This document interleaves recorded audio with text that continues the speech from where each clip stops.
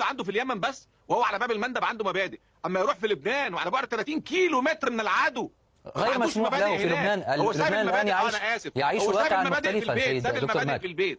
ساب المبادئ في البيت. في لبنان الآن، في لبنان هناك واقع مختلف حفاظا على حياة اللبنانيين والشعب اللبناني. سيد محمد، ومش حفاظا على اليمنيين، يعني بيحافظوا على اللبنانيين وما بيحافظش على حياة اليمنيين. طيب سيد محمد، سؤال وأتمنى أن تجيبني بصراحة عليه انطلاقا مما تحدث به الدكتور ماك. كيف ينظر الحوثيون، كيف تنظر شخصيا سيد محمد البخيتي عندما يتصافح الإيرانيون والأمريكيون، عندما يجلسون إلى طاولات التفاوض دون التطرق؟ هذا التفاوض يتم تحت النيران التي تقتل اليمنيين وتقتل الحوثيين في اليمن.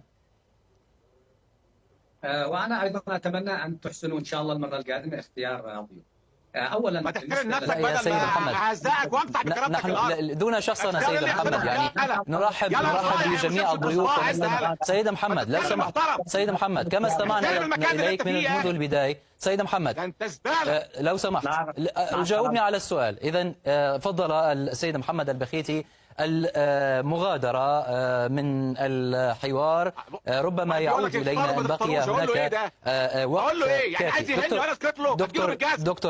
دكتور ماك الآن السيد محمد غادر، يعني لا يوجد هناك طرف للرد. مفيش أي فرق بيه، ما هو وجوده زي عدم، مفيش أي فرق. اتفضل. نعم.